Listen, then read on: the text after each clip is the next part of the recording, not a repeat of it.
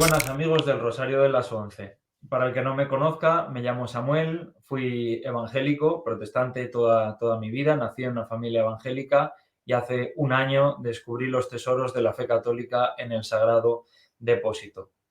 Pues me alegro de saludaros y por invitación de este maravilloso canal, pues os voy a contar un poco mi historia. Yo nací en una familia evangélica muy piadosa, donde la oración tenía un lugar absolutamente preferencial, donde a mí se me enseñaron las cosas de la fe, se leía diariamente la Sagrada Escritura, se estudiaba, cantábamos alabanzas, ¿verdad?, a Dios, que es muy importante. Pero lo que ocurrió en mi vida es que me di cuenta, al hacerme un poco más mayor, que la idea que yo tenía del catolicismo era caricaturesca y no se correspondía con la enseñanza oficial, digamos, de la Iglesia, con el auténtico magisterio. Hace unos 3 o 4 años, o 5 ya, me empecé a interesar por las cuestiones dogmáticas de teología y demás. Y el problema es que se me hizo muy complicado estudiar teología dentro del mundo protestante porque hay diferentes denominaciones y todas tienen, digamos, su propia interpretación de las escrituras o de cómo debemos entender el magisterio de cada una de estas iglesias, digamos. Entonces, pues por un proceso de descubrimiento de los primeros cristianos, no me quedó más remedio que hacerme católico. Y a día de hoy, pues lo que intento es ayudar a cualquier persona que se encuentre en una situación parecida a la mía. Es un proceso muy difícil porque ser evangélico involucra una concepción identitaria de la religión y además los sentimientos siempre están muy mezclados. Entonces, pues me gustaría, digamos, tener un pequeño apostolado en torno a esto, a ayudar a personas que se están planteando la fe católica, pero que tienen sus reservas y necesitan que alguien que los entienda hable con ellos. Bien, pues estas tecnologías que podemos utilizar a día de hoy, aunque es cierto que también acercan a la heterodoxia a muchas personas, digamos, globalizan un poco, democratizan también el conocimiento y ayudan también a defender la verdad allá donde no podemos llegar para hablar con otras personas. Este fue un poco mi caso. Yo me empecé a plantear la fe católica porque por primera vez en mi vida, después de haber vivido siempre en un país supuestamente católico, haber estudiado en un colegio católico, pues resulta que la primera vez en mi vida que escuché a un católico que defendía bien su fe y que sabía lo que creía, pues tenía ya 23 años o 24. La cosa es que a través precisamente de YouTube conocí a un montón de apologetas que me hicieron ver que yo no tenía fundamentos para defender mi propia fe frente a una evidencia totalmente aplastante. En este sentido, quiero yo también utilizar estos medios para legar lo que yo mismo he recibido. Bien, una de las cosas en las que te das cuenta de que algo no está bien, quizás, es cuando quieres dar un paso más allá de lo básico, digamos, ¿no? Es la fe en Cristo, tampoco sin entrar en muchas definiciones, porque ahí puede haber diferencias entre denominaciones, pero bueno, una fe, digamos, en Cristo y amor por Dios y oración y lectura de la Biblia están muy bien, pero cuando yo estaba buscando, digamos, cómo conducirme como cristiano de forma diaria, cómo tener un desarrollo espiritual, todo esto a mí me resultó que la dinámica que se llevaba era insuficiente. Esto tiene un poco que ver con la doctrina de la sola fide. La doctrina de la justificación por la sola fe produce que uno, sabiendo que Dios existe y habiéndolo, digamos, aceptado en su corazón, da por hecha su salvación y entra a formar parte de este grupo de los elegidos y eso luego puede postrarlo a uno en una situación de absoluta pasividad.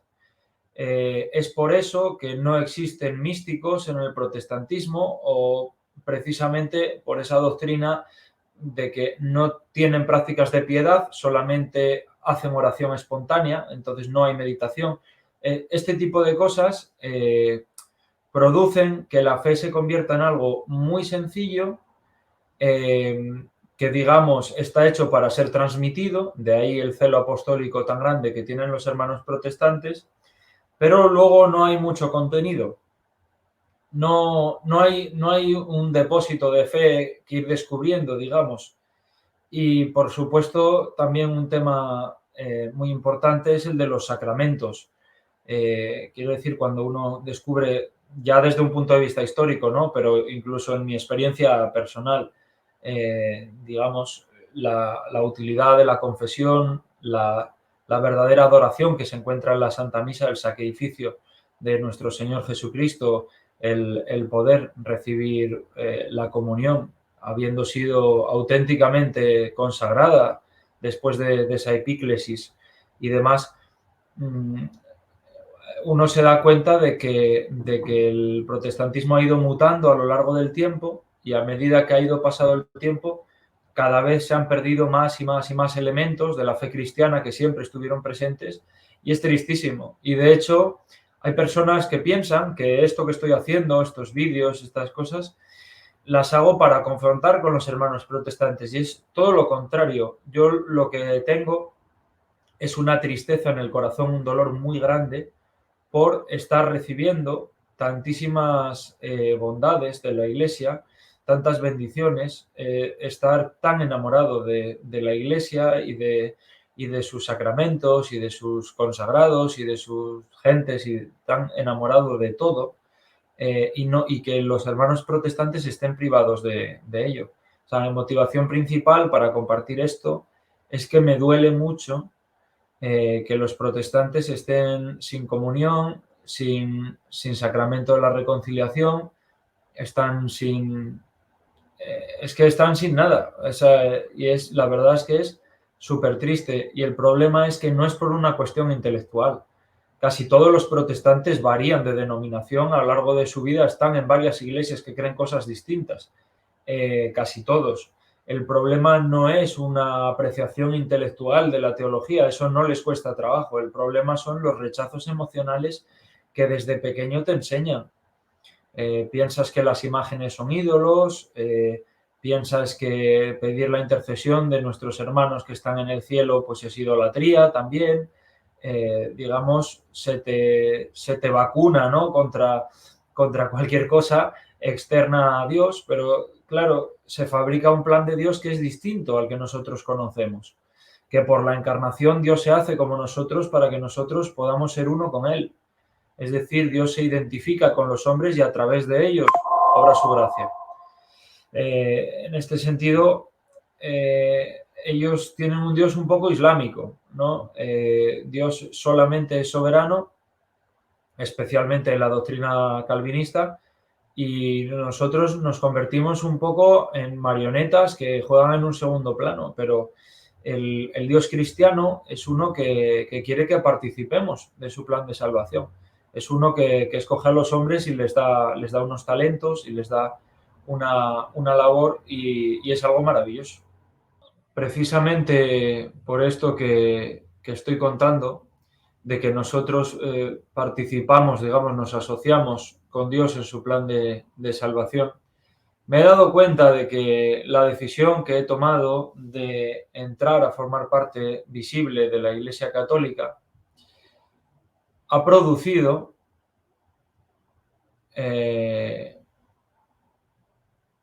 digamos, sé que es correcta porque ha producido en mí frutos que yo pensé que no eran posibles.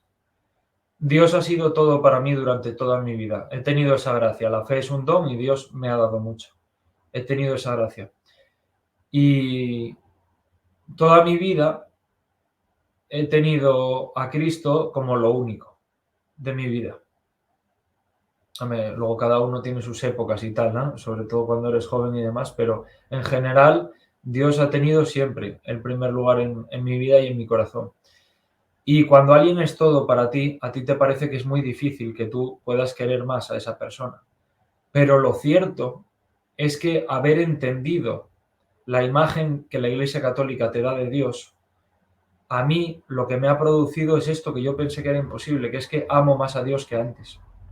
Yo me doy cuenta de que amo más a Dios que antes. Y por eso sé que el catolicismo es cierto. Porque, digamos, una doctrina errada, una cosa paganizada o cualquier otro de estos asuntos, lo que hubiera hecho es apartarme de Dios.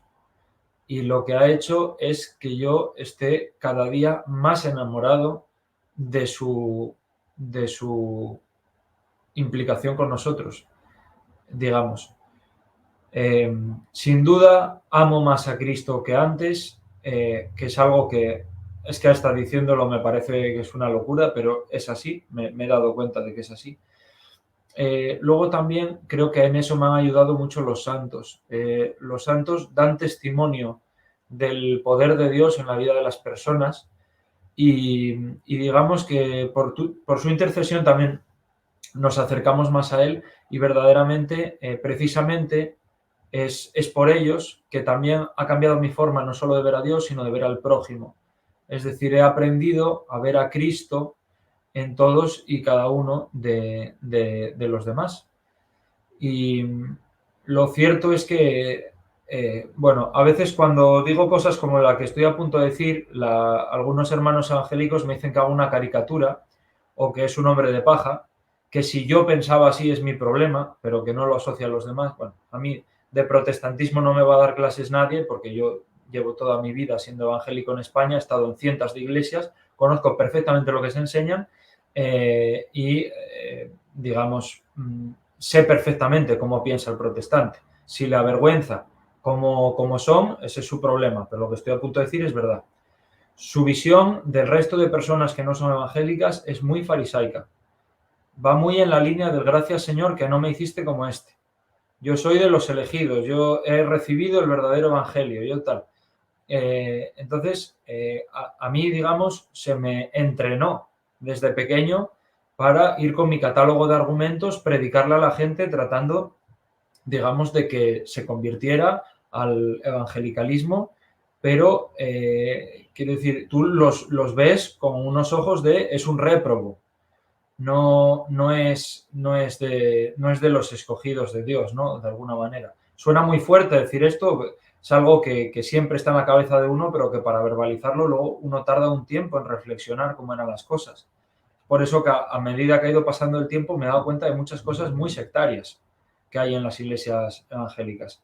Pero bueno, el asunto es que precisamente porque la antropología católica es mucho más optimista que la antropología protestante, debido también un poco al gnosticismo protestante, son totalmente gnósticos, he aprendido a amar más al prójimo porque veo un valor intrínseco en el sentido en el que veo a Dios en cada persona. Entonces, eso para mí ha cambiado totalmente mi forma de ver a los demás, de ver a Dios, de ver el plan de salvación, la realidad en la que me muevo. Ha cambiado mi forma de comunicarme con los demás, ha cambiado mi forma de ejercer mi ministerio apostólico, ha cambiado mi forma de verlo absolutamente todo. O sea, yo estoy absolutamente enamorado de la narrativa católica sobre el plan de la salvación. He entendido muchísimo mejor el Antiguo Testamento.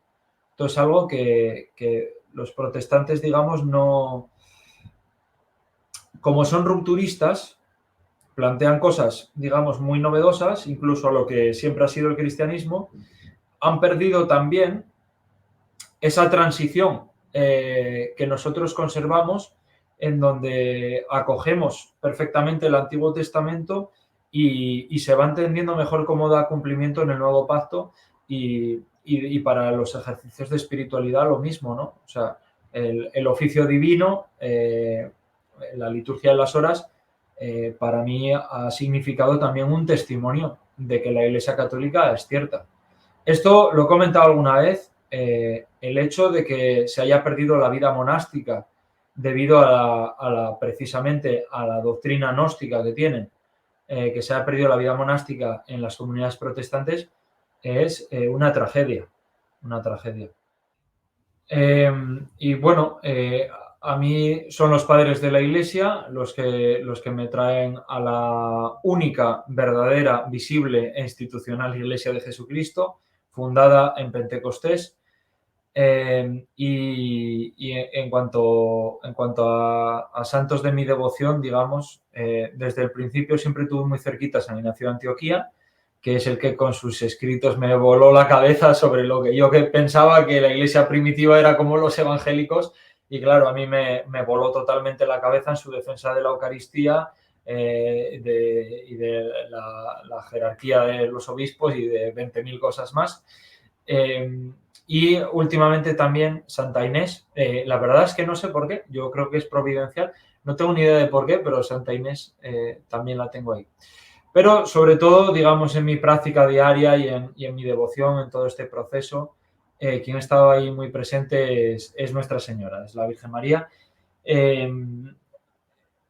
Nunca pensé que algo, bueno, primero, nunca pensé que yo fuera a rezar un rosario, ¿vale? O sea, es un objeto religioso que no tienen, está bendecido, que no hacen, es repetitivo, que está prohibido, tiene imágenes que también, se invoca a un santo que también, se dirige a la Virgen María que también, o sea, quiero decir, es todo, pues a mí el rosario me ha cambiado la vida. Esto es algo que se lo he escuchado a muchos protestantes conversos al catolicismo y la historia siempre es calcada. Es algo que te resulta desagradable porque te han metido muy profundo en la cabeza que eso es maligno, y al mismo tiempo que te resulta desagradable y peleas contra tus escrúpulos, que de ahí nace el protestantismo, de los escrúpulos de Lutero, pero te da una paz tremenda.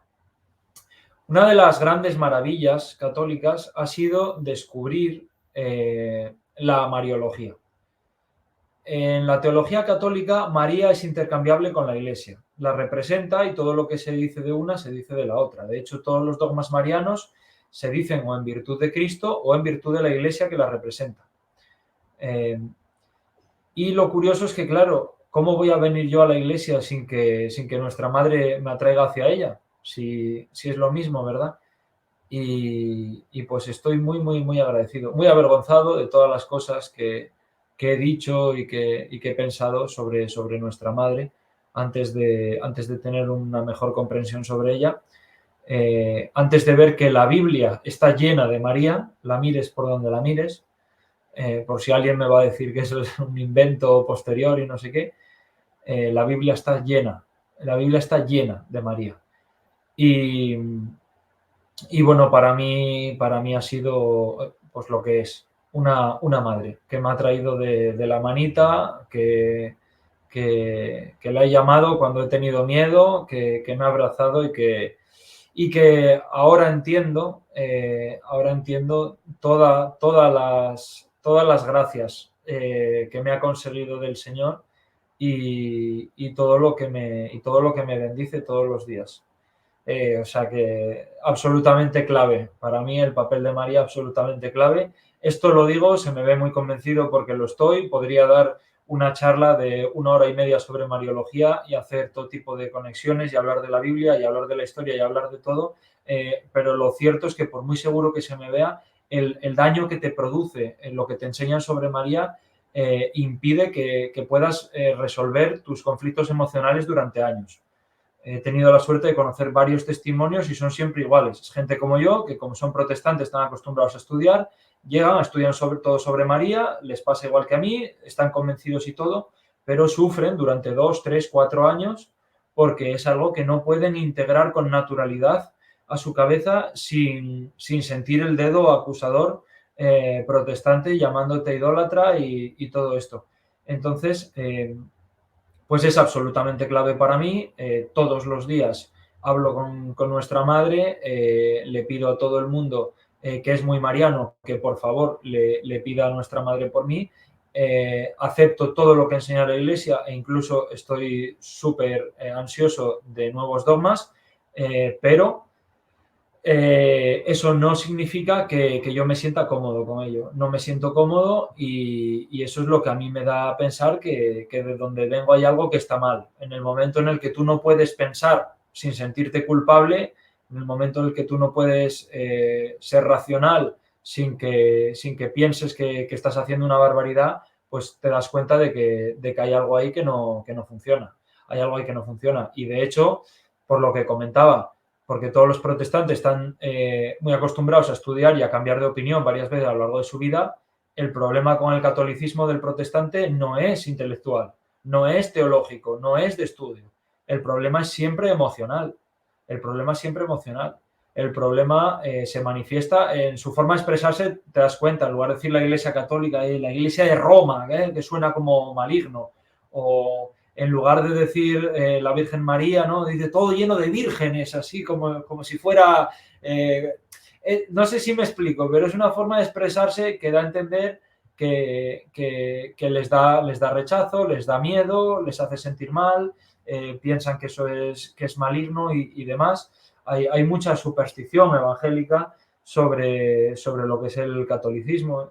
Se ve que tampoco no entienden cómo funciona la vida sacramental o qué es la liturgia o para qué sirve. Como mucho ves algún evangélico que más o menos se lleva bien con los católicos y dice, sí, bueno, pero eso de esas liturgias, como en realidad te das cuenta que no sabes que no sabe lo que significa liturgia. Esas liturgias, como diciendo, como esos añadidos, ¿no? Como esas parafernalias que hacen paganas y tal. Es un poco el tema. De hecho, en realidad, una cosa que no he comentado en otros vídeos y que es digna de mención es que precisamente en parte tienen razón. Esto ya lo explicaba el cardenal St. John Henry Newman. Precisamente porque la antropología protestante es muy pesimista, todo lo que no nazca de su apreciación teológica de la realidad o sobre Dios es rechazado. Sin embargo, como el catolicismo es antropológicamente más optimista, recoge precisamente cosas que están en una cultura pagana y las cristianiza. Es decir, eso no es que nosotros tengamos un culto pagano, sino que nosotros no condenamos a todo el mundo por estar fuera de, digamos, nuestro grupito y le obligamos a abandonar la materialidad en la que vive, sino que nosotros decimos, mira, para la gente son importantes estas vestiduras del Imperio Romano. Perfecto, pues ahora los diáconos, los presbíteros, los obispos se diferencian jerárquicamente por rangos con unas vestiduras que se parecen mucho a las del Imperio Romano. Mire, es que aquí había un lugar de culto pagano, perfecto, pues ahora que somos cristianos, la basílica la vamos a erigir aquí encima porque ya es un lugar importante para este pueblo, a la gente le gusta venir aquí, pues la vamos a elegir aquí. Es decir, nosotros sí recogemos cosas de la cultura pagana y las cristianizamos. Esto es lo mismo como cuando se meten con la Semana Santa o con la Navidad, que si la Navidad era una fiesta pagana, que no sé qué. Claro que sí, pero si no pasa nada. Si para eso está, la hemos cambiado por una fiesta cristiana. Y ojalá sigamos recojamos más fiestas paganas y las hagamos cristianas todas. El asunto es que hay una diferencia entre el et protestante y el out protestante y el et católico. Es el o protestante y el e católico. El protestante predica la sola Biblia, la sola fe, el soli deo gloria, el solus Christus, todo así, ¿no? Todo es la sola gracia, ¿verdad? El católico tiene una mentalidad distinta. Nosotros sabemos aunar las cosas. Entonces tenemos fe y obras, el Dios y el prójimo, Biblia y tradición, gracia y libertad. Nosotros conseguimos hacer un compendio de todo aquello que es digno de buen nombre digamos, mostramos al mundo por nuestra misión apostólica el bien, la verdad y la belleza a través de la esposa de Jesucristo, pura, bella e inmaculada, que es la Santa Iglesia Católica, y, digamos, lo que tratamos es de alcanzar el corazón de los pueblos. No es una cosa tan individual. O sea, nosotros somos conscientes digamos, de la situación que hay en cada sitio y trabajamos con ello. El protestante va al convencimiento individual de cada uno. Porque como tiene que ver, digamos, con la fe individual, pues en ese sentido Yo en ese sentido es a ellos a quienes veo pelagianos, me parece que depende de ti si eres o no eres, ¿no? Si aceptas o no. Un calvinista me diría que es Dios quien te obliga a aceptar, pero bueno, ese es otro tema. Y de alguna manera lo que se ve también, por ejemplo, que critican mucho la piedad popular, es precisamente ese es el problema, es que ellos no han llegado al corazón de los pueblos, no se identifican con los plebeyos, no se identifican con la gente sencilla. No hay, digamos, personas sencillas y piadosas en la iglesia evangélica. Ellos, con esa doctrina de la sola Biblia, llevan predicando con ese carácter gnóstico desde los albores del protestantismo, que cada uno tiene que ser prácticamente un teólogo. Claro, como no todo el mundo tiene capacidad para eso, así ves que cada uno predica tonterías distintas a las que predica el de al lado. Entonces, todo esto, digamos, son cosas de las que yo me voy dando cuenta y que a mí me van haciendo entrar en una comunión muy fuerte con la Iglesia, en un amor muy fuerte por la Iglesia y por Cristo, por supuesto. Y bueno, al final, saliendo de lo teórico y entrando un poco más en la vida diaria, en lo que yo buscaba cuando empecé todo esto, cómo vivir mi vida diariamente como cristiano, cómo hacer todos los días, cómo mejorar espiritualmente y tal. Y no podemos olvidarnos pues, de la vida sacramental. O sea, los sacramentos que otorgan la gracia santificante de Dios son los que de alguna manera a mí me permiten estar en un camino de santidad, que al final, pues no sé quién decía esto de yo para qué vivo, yo para salvarme.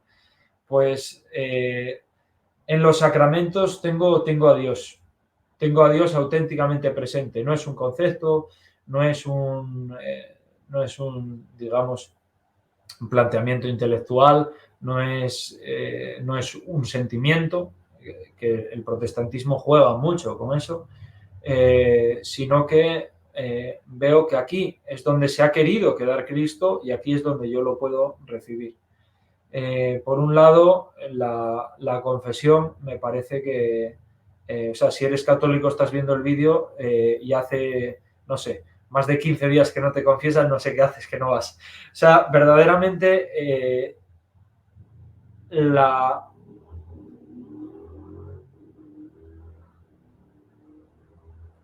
la belleza tan inmensa que hay en los sacramentos, pero en el de la confesión es increíble. O sea, tú te das cuenta de que sí, porque Dios actúa por causas segundas, entonces obviamente es un sacerdote quien de forma humana, ¿no? Realiza el sacramento, pero actúa in persona Christi, es con Cristo con quien hablas. Cuando buenos protestantes y malos católicos dicen yo me confieso directamente con Dios, están mintiendo. No existe ninguna práctica de que yo me pongo en mi habitación y le digo, hola Jesús, la última vez que me confesé contigo de mis pecados fue tal día. O sea, voy a enumerarte cuáles son mis pecados. Esto no existe. Esto es una especie de dejadez espiritual donde Dios lo sabe todo, entonces ya sabe que estoy arrepentido, ya sabe lo que he hecho y todo, ¿no? A no ser que meta la gamba muy fuerte y entonces sí que me arrepiento mucho y hago una oración especial por eso, pero no, digamos, no es tangible. Es por el gnosticismo protestante, nuevamente. No les gusta nada que sea tangible, demostrable, ¿no? Luego, pues hace poco, gracias a Dios, recibí la confirmación. He entendido qué significa en la Biblia verdaderamente imponer las manos, para qué se hacía y qué es recibir de forma auténtica el Espíritu Santo. He recibido el don del Espíritu Santo, pues por la gracia de Dios, por mediación de la Iglesia, por supuesto. Y qué no decir pues de la Eucaristía. De la Eucaristía, a mí, además de parecerme absolutamente increíble que eso sea posible, que yo pueda entrar al Sancta Sanctorum, estar delante del santo tabernáculo de Dios y poder acceder a su presencia real, poniéndome al nivel del sumo pontífice del Antiguo Testamento y por encima de él, porque en lugar de un día puedo ir todos los días. Pero es una de las cosas que a mí me han hecho amar más a Dios, porque ahora entiendo mejor el sacrificio de Cristo. Es decir, los protestantes tienen una visión muy limitada sobre la cruz porque no entienden el hecho de que Cristo se quedó con nosotros sacramentalmente. Y eso implica muchas cosas. Primero, que por el misterio de la Santa Misa, su sacrificio es a perpetuidad. Y segundo y más importante, que Dios se expone a ultrajes permanentes. O sea, a la sagrada forma de nuestro Señor se la mancilla todos los días. Hay gente que la roba para hacer cosas chungas, la gente comulga de forma inadecuada, o incluso gente normal, pero comulga en pecado mortal, están atentando contra nuestro Señor. Digamos, se le barre de los suelos de las iglesias de todo el mundo todos los días, no se tiene ningún cuidado con nada. Que él, a pesar de todo, por la gran fe de algunos, se haya querido quedar, a pesar de todos los desplantes que le hacemos, a pesar de que teniéndolo ahí muchas veces no vamos a verlo, a pesar de todo, siempre disponible, siempre hay.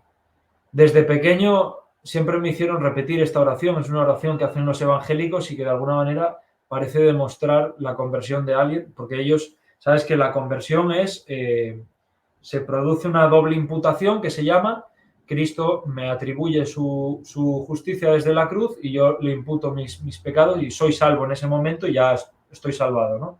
Entonces hay una oración que se llama oración de Jesús o oración del pecador, que es algo así como, Señor, perdóname por haber vivido alejado de ti, te quiero aceptar como Señor y Salvador en mi corazón. Bueno, es lo típico, ¿no?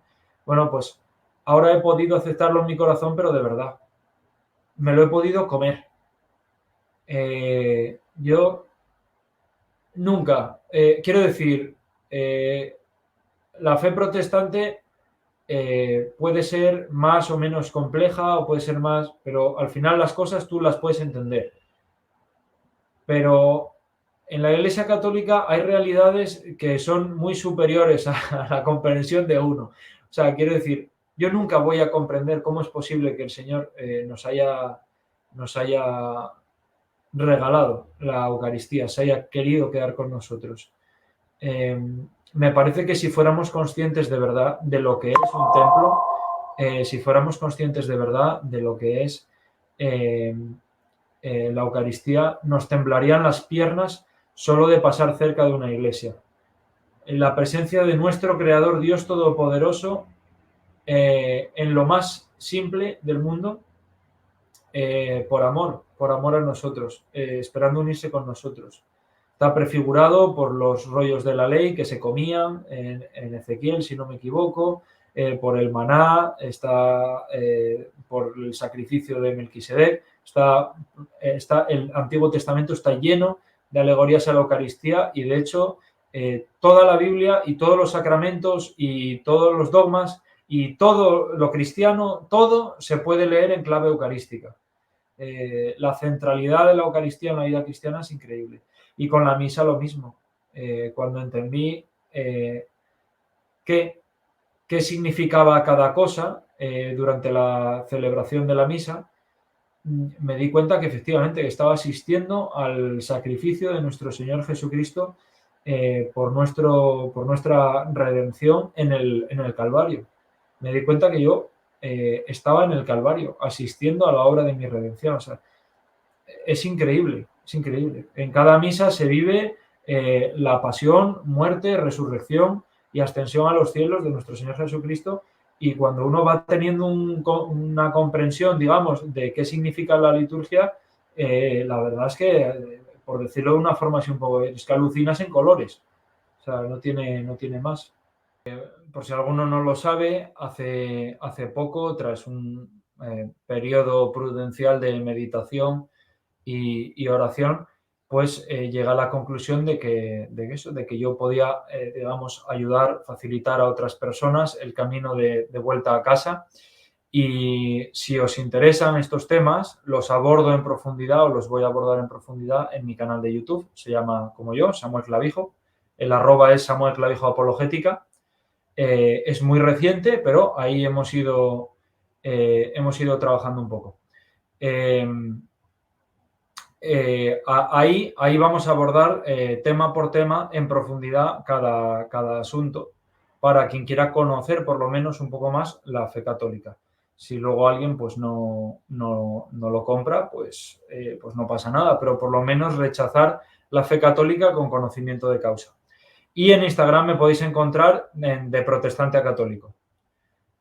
Asimismo, tenéis en todas mis redes el enlace a Telegram. En Telegram lo que hacemos es más contenido diario de espiritualidad, estudiamos textos de la Iglesia primitiva y la intención es que cuando ya seamos un numerito curioso de personas podamos rezar juntos algún día. Voy a copiar a los amigos del rosario de las 11 y voy a hacerme yo mi rosario de las 10.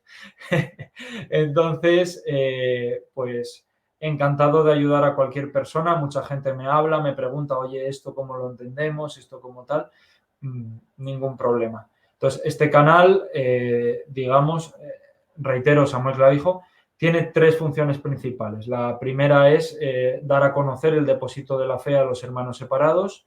La segunda es formación para seglares católicos. Eso es algo que nos achacan mucho y que es cierto, que es que hay mucha falta de formación entre el pueblo católico. Entonces, daremos formación también. Y el tercero es ser testimonio de la vida de la Iglesia.